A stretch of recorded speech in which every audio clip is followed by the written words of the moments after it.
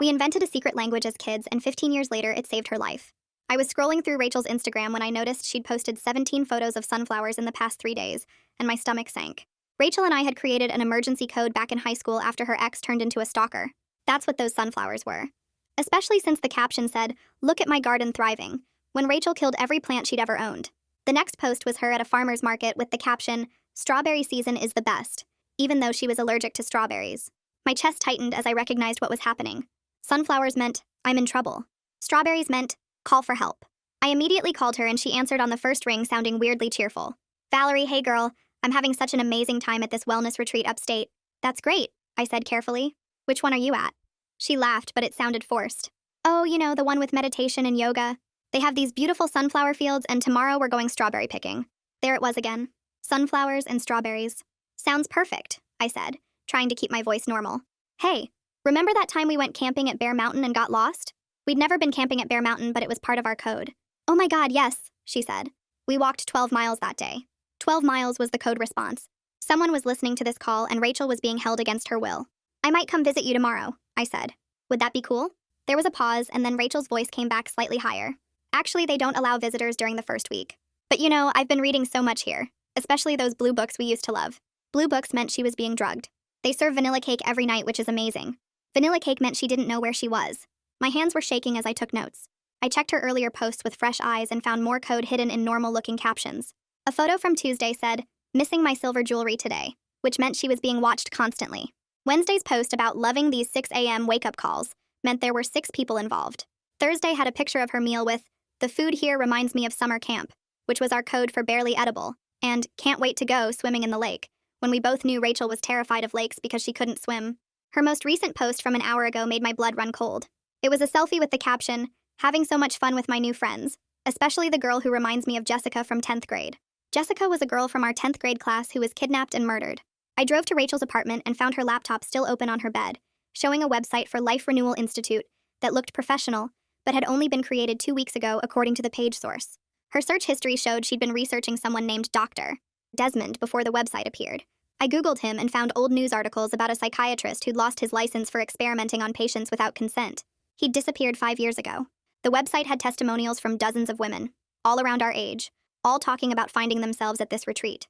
But when I looked closer at their photos, they all had the same glassy expression, and their testimonials used identical phrases. I was about to call the police when Rachel posted again. This time it was a group photo with 12 other women, all in white clothes, all smiling. The caption read, "Beach day with the girls. We collected 13 shells and saw a dolphin." There were no beaches anywhere near upstate New York. 13 shells was our code for immediate danger, and dolphin meant someone had died. I zoomed in on the photo and counted the women. There were 13 in the photo, but Rachel said, "with the girls," like she wasn't counting herself, which meant one of these women was already dead. I tried calling Rachel again with my hands shaking, but it went straight to voicemail. I called 911, but as I was explaining the situation, another Instagram post appeared on Rachel's account. It was a video of her smiling and waving at the camera.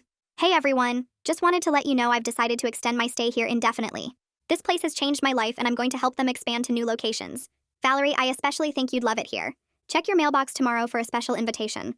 My blood went cold because Rachel was blinking in a pattern in the video, another one of our codes, and she was spelling out letters with her blinks. DONTCOMEALONE.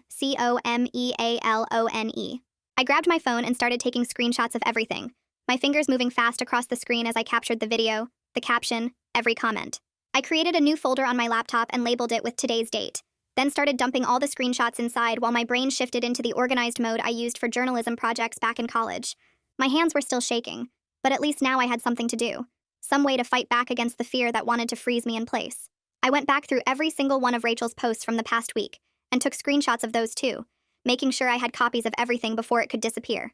At 2 a.m., I called Suresh because he was the only person I knew who understood online investigation stuff and wouldn't think I was crazy for calling in the middle of the night. He picked up on the third ring sounding groggy but alert.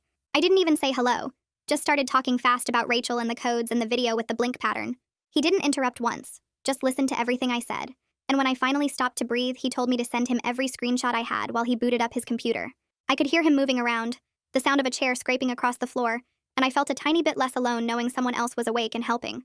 Suresh walked me through backing up Rachel's entire Instagram account using some archiving tool I'd never heard of before. We created a shared encrypted folder in the cloud, and he started pulling metadata from her posts, while I made a timeline of every coded message I'd found. He explained what he was doing as he worked, talking about IP addresses and location data and EXIF information from the photos. I didn't understand most of it, but I wrote down everything he said anyway. He kept saying we needed to document everything before anything could be deleted, and his calm voice helped me focus, even though my stomach was twisted in knots. At 6 a.m., I was still awake, sitting at my kitchen table and staring at the physical invitation that had arrived in my mailbox sometime yesterday. It was a cream-colored card with embossed sunflowers on the front, and an address for a complimentary wellness consultation printed in fancy script. The fact that they knew where I lived made me want to throw up. Rachel must have given them my name, probably when she was already drugged and trapped, and now they were coming after me too. I picked up the card with shaking hands and looked at the return address, my brain making the connection before I could stop it. I grabbed my phone and took photos of the invitation from every angle, making sure to get clear shots of the postmark and the return address. Then I texted the photos to Suresh and watched as he confirmed that the P.O. box number matched exactly what he'd found linked to the Life Renewal Institute website. My apartment suddenly felt wrong, like someone was watching me through the windows even though I was on the 4th floor. I got up and checked every window lock twice, then checked the front door deadbolt 3 times, my hands still shaking as I moved through each room. By 8 a.m., Suresh sent me his first real findings, and I read through them twice to make sure I understood. The website domain was registered through a Shell LLC with a P.O. box address near Long Island. He'd traced the hosting to something called a CDN that served the Eastern Seaboard. The testimonial photos were stock images with the faces swapped using editing software, which meant none of those women were real. I felt sick reading it, seeing proof that the whole thing was fake, that Rachel had walked into a trap that looked professional and legitimate on the surface. I forced myself to eat breakfast even though I wasn't hungry, making toast and coffee because I knew I needed to think clearly instead of spiraling into panic. While I ate, I got dressed in clean clothes, then sat down with a notebook and wrote out every single piece of the code Rachel and I had created back in high school. Sunflowers meant trouble. Strawberries meant call for help. Blue books meant drugged. Vanilla cake meant she didn't know where she was. I went through the whole list, testing my memory to make sure I hadn't missed any signals in her posts, my pen moving across the paper as I recreated our secret language. At 9 a.m., I called the non-emergency police line and carefully explained that my friend was missing and being held against her will. The woman on the phone asked a bunch of questions and told me to come to the station with any evidence I had. I showed up an hour later with my laptop and a folder full of printed screenshots. The desk officer looked at me like I was wasting his time until I opened the laptop and showed him the decoded messages. Then I explained the blink pattern in the video, showing him how Rachel was spelling out letters with her eyes. His expression changed and he picked up his phone to call someone. Detective Winston Douglas came out and brought me into an interview room that smelled like coffee and old paper. He was a middle-aged guy with tired eyes and gray hair, wearing a wrinkled shirt like he'd been at work all night. He actually listened as I went through everything I'd documented, taking notes on a yellow legal pad and asking questions that showed he understood what I was saying. It took 2 hours to go through all of it. When I finished, he leaned back in his chair and told me this matched a pattern they'd been tracking across 3 states. Other women had gone missing after attending wellness seminars or retreats, all around our age, all disappearing into facilities that looked legitimate but weren't. Winston opened an official missing persons case right there and filed something called a preservation request with Instagram to prevent Rachel's account from being deleted. He wrote down his direct phone number on a business card and handed it to me, then looked me straight in the eyes and told me clearly not to go to that facility alone or accept their invitation. He explained that if I went there, I could mess up the investigation or end up trapped myself. I wanted to argue that every minute we waited was another minute Rachel was drugged and held prisoner, but I could see in his face that he got it, that he was moving as fast as the system would let him. I walked out of the station 20 minutes later with a case number written on the back of Winston's card, and my phone already buzzing with a text from Suresh saying he'd found 2 more P.O. boxes registered to the same Shell LLC, one in Connecticut and one in New Jersey. The information made my chest tight because it meant this operation was way bigger than just Rachel, but at least we were building a real case now instead of me just panicking alone in my apartment. I drove home going 5 miles over the speed limit the whole way, my hands gripping the steering wheel too hard while I tried to focus on what I could actually do to help, instead of imagining what Rachel was going through right now. Back at my apartment, I opened my laptop and created a new Gmail account using a fake name, then pulled out the cream-colored invitation card and dialed the phone number printed at the bottom. My hands shook a little as I opened the voice recorder app on my phone and set it next to the laptop speaker, pressing record right before someone picked up on the 3rd ring. A woman answered with this super calm voice that sounded like she was trying to sell me meditation or yoga, asking how she could help me begin my renewal journey. I told her I'd received an invitation and was interested in learning more about the retreat, and she immediately started asking me questions about my stress levels and whether I felt supported by my family and friends. The questions felt weird and too personal for a first phone call, like she was trying to figure out if I had people who would notice if I disappeared. I crafted my answers carefully to sound a bit desperate and isolated, without being so obvious that she'd get suspicious, mentioning that I'd been feeling really overwhelmed lately and didn't have many close friends in the area. She made these sympathetic noises and told me the retreat was specifically designed for women who felt disconnected and needed deep healing work, and then she asked if anyone knew I was calling. I paused like I was thinking about it and said no. I hadn't told anyone because I wanted to make this decision for myself without outside pressure. Her voice got even warmer after that, and she offered me a complimentary weekend retreat starting in 5 days, describing it as a special opportunity for women who were ready to commit to real transformation. I told her it sounded amazing, but I needed some time to think about it and check my schedule, and she immediately pushed back, saying the spots were very limited, and this particular weekend was special. When I held firm and said I really needed to think it over, she tried 2 more times to get me to commit right then, using language about how hesitation was just fear holding me back from the life I deserved. Finally, she accepted that I needed time and told me to call back within 24 hours if I wanted the spot, her voice losing some of that fake warmth as we hung up. I saved the recording and texted Suresh to meet me at the coffee shop near his apartment in an hour, then spent the time making detailed notes about every question she'd asked and how she'd responded to my answers. At the coffee shop, Suresh was already waiting in a back corner booth with his laptop open, and I slid in across from him and pulled out my phone to play the recorded call. His expression got darker and darker as he listened, and when it finished, he pulled up a research article about coercive control and manipulation tactics used by cults and high control groups. He pointed at the screen, showing me how the woman's questions were specifically designed to identify vulnerable targets, asking about isolation, family support, and whether anyone knew about the contact. The pushback when I hesitated was textbook pressure technique, and the language about fear holding me back was a manipulation strategy to make me doubt my own judgment. We sat there for another hour while he showed me more research on cult recruitment patterns, and everything matched what we'd just heard on that phone call. My phone rang while we were still at the coffee shop, and Winston's number showed up on the screen. So I answered, and he told me he'd contacted the FBI because the multi-state pattern suggested possible interstate trafficking. I felt this surge of hope that federal agents would move faster and have more resources. But then he explained that FBI involvement actually meant more bureaucracy and slower coordination between agencies. I bit down the frustration building in my throat and asked what I could do to help speed things up, and he said to keep documenting everything but absolutely stay away from that facility and don't accept their invitation. After I hung up, Suresh could see how upset I was and offered to keep digging into the digital trail while I focused on gathering more evidence from Rachel's social media. That night, I couldn't fall asleep no matter how many times I rolled over and rearranged my pillows. So at 1 a.m., I gave up and opened Rachel's Instagram on my laptop to scroll back through 6 months of posts. I was looking for earlier warning signs I might have missed, any hints that something was wrong before the obvious coded messages started appearing. Around 2 a.m., I found a subtle shift in her posting patterns that started about 8 weeks ago, right after a post where she mentioned attending a free stress management seminar near her gym. Before that seminar, her posts were normal, random photos of her life and meals and friends, but after it, her captions started getting slightly different, more focused on self-improvement and wellness, and finding her authentic self. The change was gradual enough that I hadn't noticed it happening in real time, but looking back through all the posts in sequence, it was obvious something had shifted. My phone lit up with a text from Suresh at midnight saying he'd found something big, and when I called him back, he explained that the P.O. box near Long Island was receiving weekly shipments from a medical supply company. He'd cross-referenced the company name with state licensing databases, and discovered they supplied sedatives and psychiatric medications to licensed medical facilities, which meant someone was ordering controlled substances and having them delivered to that P.O. box. The next morning, I made coffee and opened my laptop to do a reverse image search on the group photo Rachel had posted, the one with all the women in white clothes. I uploaded the image and waited while the search engine processed it, my coffee getting cold in my hand as results started populating the screen.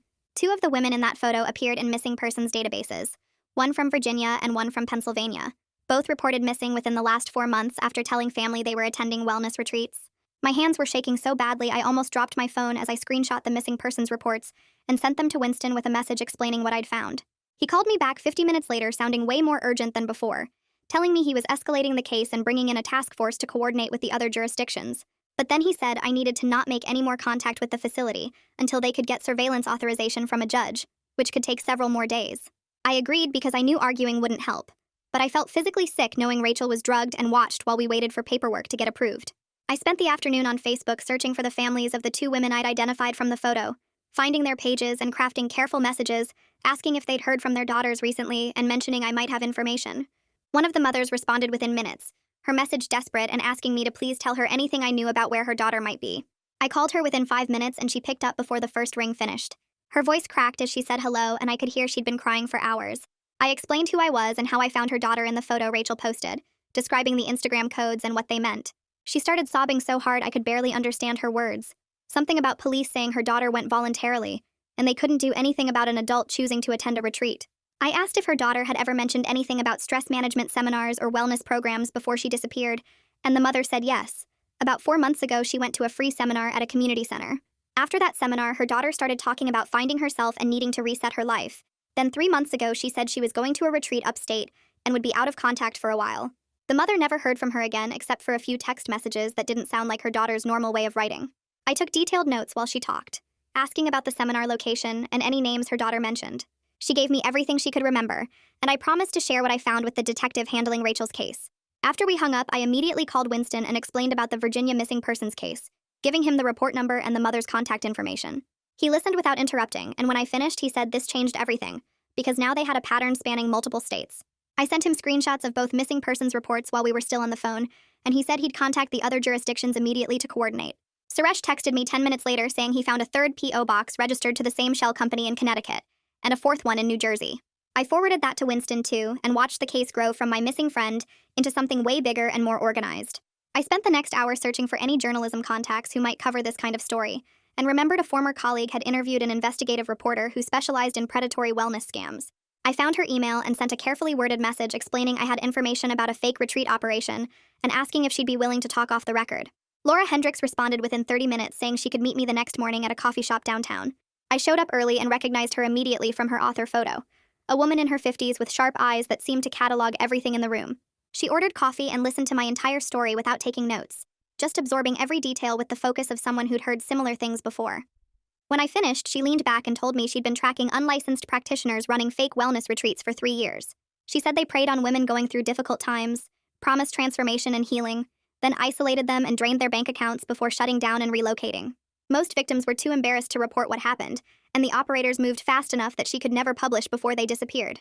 I asked if she'd be willing to help expose this operation, and she said yes, but she needed solid evidence and ideally someone willing to go on record.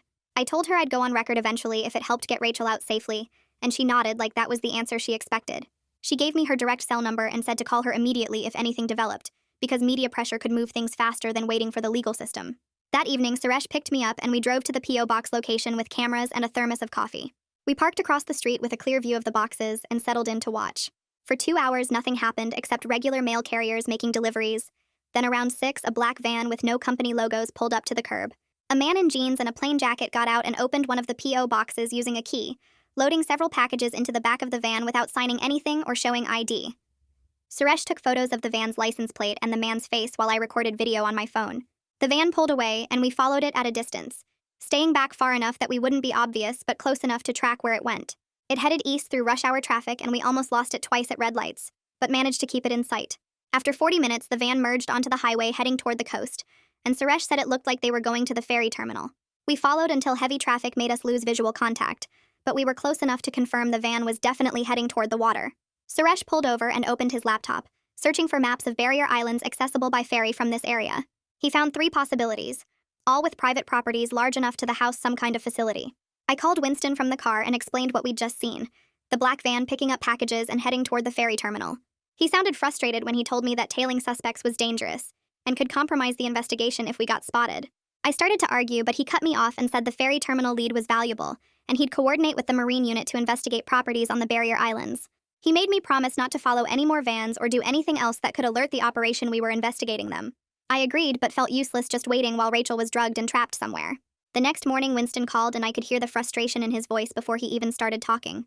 He said the judge pushed back on his warrant request, claiming that Instagram codes and concerned friends didn't constitute probable cause for raiding a private wellness facility. I wanted to scream at how slow everything moved, but I forced myself to stay calm and ask what evidence would be enough to convince the judge. Winston said he needed either direct testimony from someone who'd been inside the facility or proof of criminal activity beyond circumstantial social media posts. I thanked him and hung up feeling defeated. Then my phone buzzed with a text from Laura. She sent me a link to an anonymous forum post from 6 months ago, where someone claiming to be a nurse described quitting a wellness retreat after being asked to give sedatives to patients without proper consent forms. The post mentioned that staff called the sedation protocol Blue Books, the exact same code Rachel had used in her Instagram caption. I screenshot the forum post and sent it to Winston immediately while texting Suresh to see if he could trace who posted it. He called back 20 minutes later saying the account was created through a VPN and only ever made that single post before being abandoned. Laura texted suggesting we try reaching out through the forum to see if the person still monitored it, so I created an anonymous account and posted a careful response asking if anyone had more information about wellness retreats using Blue Book protocols. I hit submit and sat staring at my phone, hoping whoever posted originally would see it and respond. 2 days crawled by with my laptop open constantly, refreshing the forum page every few minutes even though I knew notifications would alert me to any response. I couldn't eat much and barely slept. Just kept checking Rachel's Instagram for new posts while running through worst-case scenarios in my head. Suresh texted me updates about his continued research into the shell companies, but we weren't finding anything new without more inside information. On the third morning, my anonymous forum account showed a private message notification, and my hands shook so hard I almost dropped my phone. The message was short and careful, saying the sender's name was Reina, and she might have information about the place I was asking about, but she would only meet in person at a public location. She suggested a diner 2 hours north and made it clear I had to come alone because she was taking a big risk even talking to me. I screenshot the message immediately and called Winston, explaining about the forum post and this woman reaching out. He listened without interrupting, and then told me firmly that if I was going to meet this person, he wanted plainclothes officers positioned nearby in case it was a trap or the situation went bad. I agreed because honestly the thought of meeting a stranger connected to this operation made me nervous, even in a public diner. Suresh called right after I hung up with Winston and said he wanted to come with me, but I explained that Reina had been specific about meeting alone, and we couldn't risk scaring her off when she might be our only inside source. He made me promise to keep him on the phone during the entire 2-hour drive and to text him the diner's address so he could track my location. The drive felt endless even with Suresh talking to me the whole time, his voice keeping me calm while my mind raced through what this woman might tell me and whether the information would be enough to get Rachel out. I spotted the plainclothes officers as soon as I pulled into the diner parking lot because Winston had texted me their descriptions, 2 people in separate cars positioned to watch the entrance. Inside the diner, I found Reina sitting in a back booth, a woman who looked to be in her 40s wearing nurse scrubs under an unzipped jacket. Her eyes kept moving around the diner, scanning faces and exits like she expected someone to grab her at any moment. I slid into the booth across from her and she studied my face for a long moment before speaking quietly. She told me she had worked at the facility for 6 weeks before quitting because her conscience couldn't handle what she was seeing anymore. Her hands trembled slightly as she wrapped them around her coffee cup and explained that ever since she left 3 months ago, she'd been scared they would come after her for knowing too much. I asked her to tell me everything about the place, and she took a shaky breath before describing a converted private rehab facility located on a barrier island that you could only reach by private ferry. Dr. Desmond ran what he called intensive renewal therapy on women who thought they were attending a normal wellness retreat.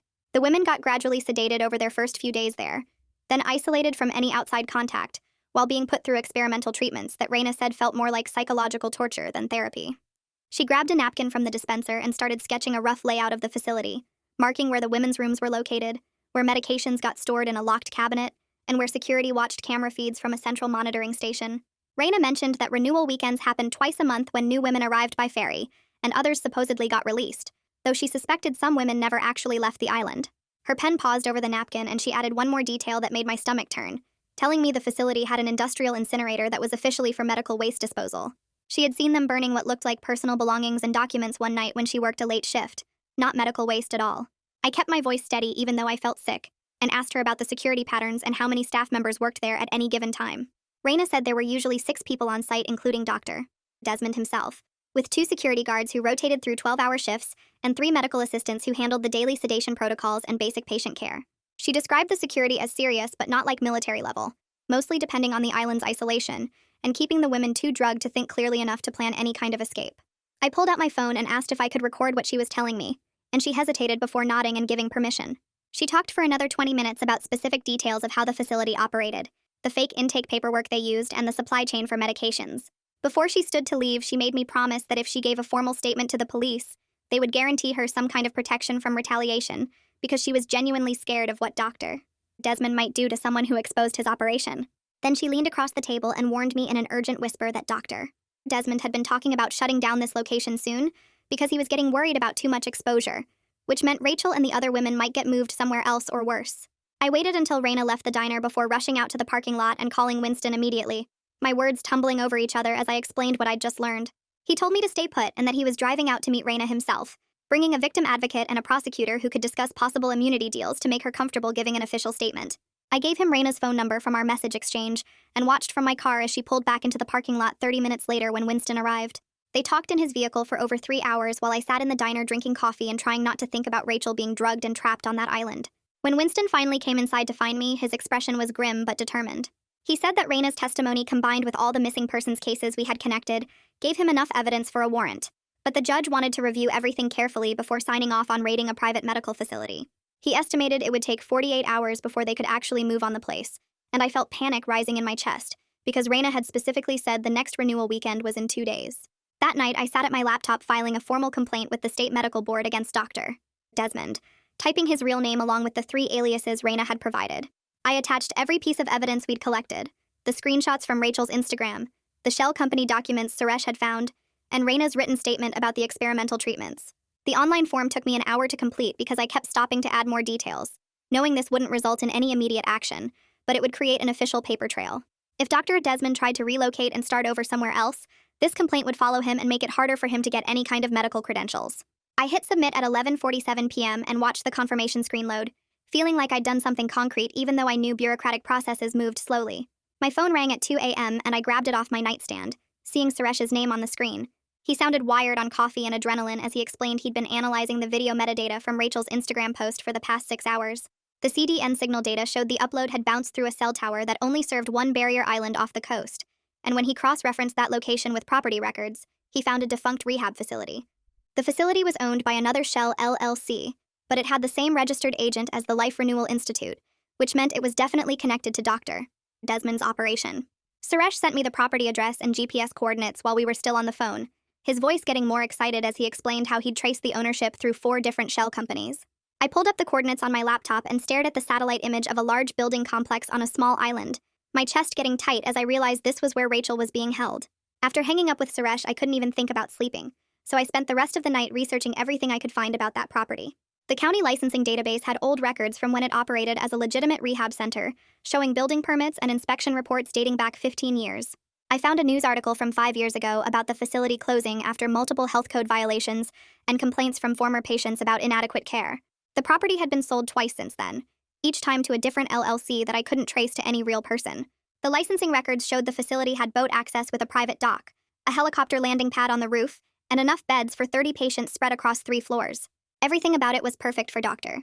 Desmond's operation, isolated and large enough to hold multiple women while keeping them completely cut off from the outside world.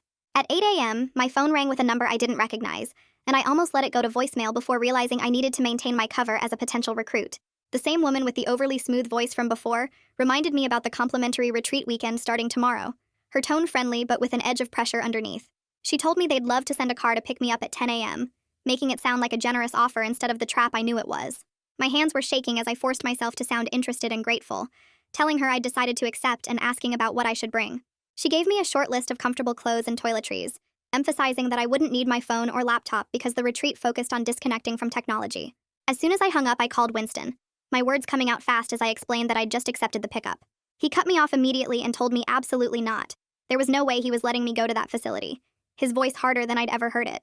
We argued for 20 minutes with me explaining the value of having someone on the inside who could confirm Rachel's location and gather evidence, while Winston kept saying it was too dangerous, and they were close to getting the warrant anyway.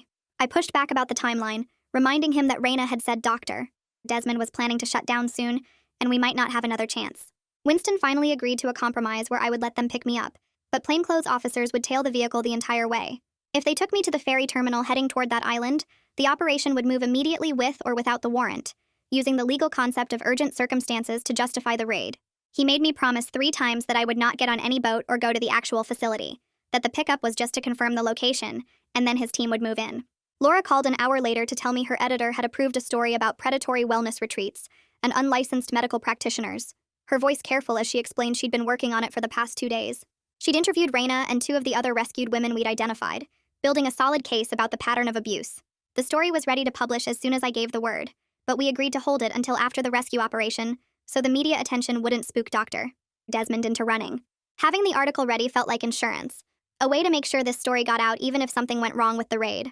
I spent the afternoon preparing for the pickup, packing a small bag with clothes and toiletries exactly like a real retreat participant would bring.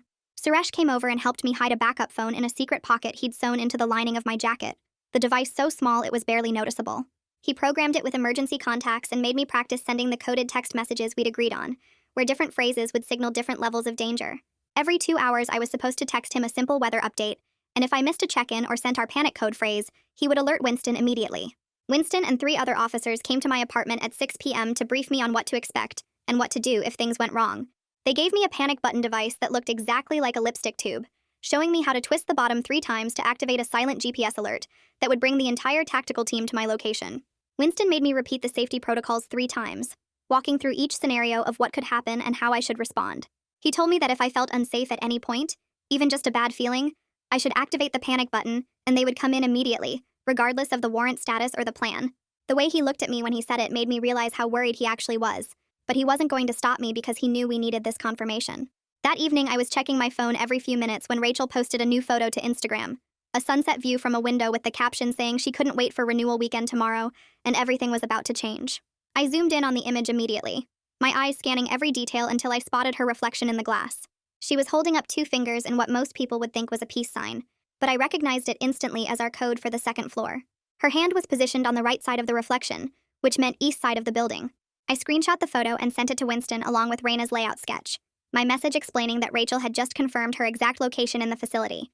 Winston texted back within seconds saying they had the information, and the tactical team was positioned on the mainland, ready to move as soon as I confirmed the ferry route. I stared at Rachel's reflection in that window for a long time, seeing how thin her face looked and the tired expression in her eyes even in the small image. Tomorrow morning, I would get in that car and let them take me toward the island, trusting that Winston's team would follow, and that our childhood code system would be enough to get us both out alive. I screenshot Rachel's reflection in that window photo and send it straight to Winston with Raina's layout sketch attached, typing out that Rachel just confirmed second floor east wing. His reply comes back in under a minute saying the tactical team is already positioned on the mainland and the Marine unit has boats ready to move the second. I confirm I'm at the facility. I stare at my phone screen reading his message 3 times, feeling the reality settle in that tomorrow I'm actually doing this. Sleep doesn't come easy that night as I lie in bed running through every possible scenario of what could go wrong. I keep thinking about Rachel being drugged and watched, about the woman who died that the dolphin code referenced, about Dr. Desmond's cold eyes in those old news photos. But every time panic starts rising, I remember Rachel using our code to ask for help, remember her blinking out that warning in the video, and I know I can't let her down after 15 years of friendship. At 6 a.m., I'm already dressed in comfortable clothes that look like something a stressed woman would wear to a wellness retreat, my small bag packed with toiletries and a change of clothes. I'm double-checking that the backup phone is hidden properly in the jacket lining when I see a black sedan pull up outside my building through the window. It's the same type of vehicle Suresh and I saw at the P.O. box, dark windows and no company markings. My hands shake as I grab my bag and head downstairs, texting Suresh that the pickup just arrived. The driver is a woman who looks about 50 wearing yoga pants and a flowing top, her smile bright and welcoming as she opens the back door for me. She tells me her name is Melissa and that I'm going to have such an amazing experience at the retreat. I slide into the back seat and she starts talking about how transformative the program is, how it changed her entire life, how I'm making the best decision I've ever made. Her voice has that same too smooth quality as the woman on the phone, like she's reading from a script. I play along and tell her I'm excited but nervous, pulling out my phone to text Suresh my location as we start driving. Melissa keeps up the cheerful small talk about meditation and self-discovery while I watch our route, noting that we're heading exactly toward the ferry terminal like we predicted. I send Suresh updates every few minutes with street names and landmarks, keeping my texts casual in case Melissa glances back. Winston sends me a message saying they have visual confirmation on the sedan and the team is moving into position. He tells me to stay calm and just follow whatever normal process they have unless I feel threatened. The ferry terminal comes into view and Melissa parks in a lot reserved for retreat transport vehicles. She leads me onto a private ferry that's much smaller than the public ones, just a dozen seats and a small cabin. The 40-minute ride feels longer as the boat rocks through choppy water, and I force myself to memorize everything I can see. The island comes into view gradually, mostly tree covered with one large building visible near the shore. It looks like an old mansion that's been renovated, exactly matching the converted rehab facility Suresh found in the property records. I study the exterior layout, counting windows and noting the dock setup, the walking paths, the security cameras mounted on the corners. We dock at a private pier where 2 staff members are waiting, both wearing white linen clothes and those same serene expressions Raina described. They greet me warmly, and one of them asks for my phone and bag for safekeeping during my digital detox. I expected this, but still feel exposed and vulnerable as I hand over my regular phone, grateful the backup is hidden in my jacket. They lead me up a stone path toward the mansion and I count my steps, noting the distance from the dock to the building entrance. Inside the foyer is decorated in calming neutrals with soft music playing, and they bring me to a small consultation room with comfortable chairs and a water feature. Dr. Desmond walks in and I recognize him immediately from the old news photos, though he's thinner now and his hair is completely gray. He's wearing casual, expensive clothes and his smile is warm, but his eyes are cold and calculating as he looks at me. He sits across from me and asks gentle questions about my stress levels, my family relationships, whether I have close friends who know I'm here. I answer carefully, playing the role of desperate woman seeking help while scanning the room for cameras and exits. I spot 2 cameras in the corners and note that the door locks from the outside. Dr. Desmond nods along to my answers and tells me I'm clearly carrying a lot of tension that their program can help release. After about 20 minutes, he tells me I'm an excellent candidate for their intensive program, and he's excited to begin my renewal journey. A staff member brings in a cup of tea on a small tray, setting it in front of me with an encouraging smile. I lift the cup and smell it, detecting the bitter chemical scent underneath the chamomile that Raina warned me about. I pretend to take a sip while actually letting most of it spill onto the potted plant next to my chair, then fake a drowsy expression and tell Dr. Desmond the tea is helping me relax already. He looks pleased and tells the staff member to show me to my room so I can rest before dinner. They lead me up a staircase to the second floor and turn right into the east wing, exactly where Rachel indicated in her photo. I count the doors as we pass and spot Rachel 3 doors down being escorted by another staff member toward what they're calling a renewal session. She looks so thin and tired, her skin pale and her movements slow like she's heavily sedated. But her eyes widen slightly when she sees me, and I give the tiniest nod to confirm I'm here to help. The staff member opens a door to a simple room with a bed, dresser, and small bathroom, telling me to rest and someone will come get me for dinner. As soon as the door closes, I pull out the panic button lipstick from my pocket and twist the bottom 3 times to activate it, then hide it behind the heating vent where it won't be found during a room search. I take out the backup phone and send Winston a quick text saying I'm inside the facility and have visual confirmation on Rachel. His response comes back immediately telling me the team is moving in within 30 minutes, and I should stay in my room if possible. I sit on the bed and check the time, watching the minutes crawl by as I hear footsteps and voices in the hallway outside. Staff members move between rooms and I can hear other women crying or talking in slow, drugged voices that make my chest tight. I peek out my door carefully and see a security guard stationed at the stairwell, a big guy in dark clothes with a radio on his belt. I make mental notes of his position and the layout of the hallway, counting the doors between my room and Rachel's, looking for fire exits or alternate stairways. The next 20 minutes feel like hours as I wait for Winston's team to arrive, my heart pounding every time I hear footsteps approaching my door. A loud alarm starts blaring through the building and I jump off the bed, my whole body going stiff with fear and hope mixed together. Shouting comes from downstairs, multiple voices yelling over each other, and I hear the security guard at the stairwell talking fast into his radio. I crack my door open wider and peek out, watching staff members in white clothes running down the hallway toward the stairs, their calm faces replaced with panic. Through the window at the end of the hall, I spot boats cutting through the water toward the dock, official-looking vessels with lights flashing. My chest gets tight with relief because Winston actually did it. They're here. More shouting echoes up the stairwell, and I hear someone yelling about locking down the building, about securing the patients, about moving them to the basement. I step further into the hallway and see other doors opening, confused women looking out with glazed eyes. A loudspeaker crackles outside and Winston's voice booms across the property, clear and strong. He tells everyone to exit the building with their hands visible, to come out slowly, to not resist. More yelling from downstairs, and I recognize Desmond's voice, high and angry, shouting orders about destroying evidence and getting to the boats. I don't wait anymore. I run down the hallway toward Rachel's door, counting the rooms like she showed me in the photo. Her door has a simple lock on the outside, the kind meant to keep drugged people in, and I twist the handle hard. It doesn't budge, so I step back and slam my shoulder into it, the cheap wood cracking on the second hit. The lock breaks and the door swings open, showing Rachel sitting on her bed in white clothes that match everyone else. She looks so thin and pale, her eyes unfocused and confused, but when she sees me, her face crumples. She starts crying and tries to stand up, but her legs are wobbly. I rush over and grab her arms, pulling her up and wrapping my arm around her waist to steady her. She leans against me and keeps crying, saying my name over and over. 2 other women have come out of their rooms into the hallway, both looking scared and lost. I tell them to follow me, that the police are here, that we're getting out. One of them nods and helps support the other one who can barely walk. I remember Raina's layout sketch and head toward the back of the building where she marked a service stairway. We move slowly because Rachel and the other women are so drugged they can barely coordinate their movements. The alarm keeps blaring and I hear more shouting, the sound of things breaking downstairs. We reach the back stairs and start going down, me holding Rachel tight while the 2 other women follow behind us. We're only halfway down when a staff member appears at the bottom, a woman in scrubs who tries to block our path. She holds up her hands and tells us to go back to our rooms, that everything is fine, that we need our evening medication. I push past her without stopping, pulling Rachel with me and telling the other women to keep moving. The staff member grabs at my arm, but I shake her off and keep going toward the sound of police voices. We burst through a back door into cool evening air, and Winston is right there with 3 officers in tactical gear. He sees us and immediately calls for medical help, his face showing relief and concern. He guides us away from the building toward a clear area where paramedics are setting up. The scene outside looks like controlled chaos. Police officers are everywhere, some securing the building perimeter while others handcuff staff members who are being led out with their hands behind their backs.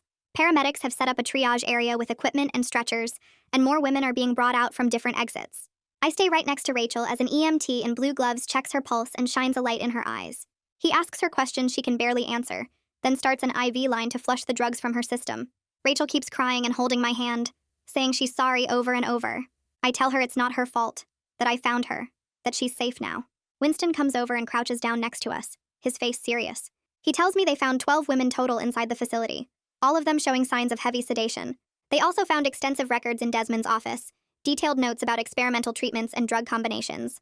My stomach turns, but Winston keeps talking, explaining that Desmond got away through a boat access point on the other side of the island before they could secure the whole perimeter. He says they've already issued warrants and alerts across multiple states, that every law enforcement agency is looking for him now. Rachel's IV is running, and the EMT says she needs to go to the hospital for observation and proper detox. They load her onto a stretcher, and I climb into the ambulance with her, refusing to leave her side. At the hospital, they admit Rachel to a ward for observation and start her on a detox protocol to clear the sedatives from her system. I sit in the chair next to her bed while doctors and nurses come in and out, checking her vitals and asking questions. She's groggy but more alert than before, and she keeps thanking me for remembering the code.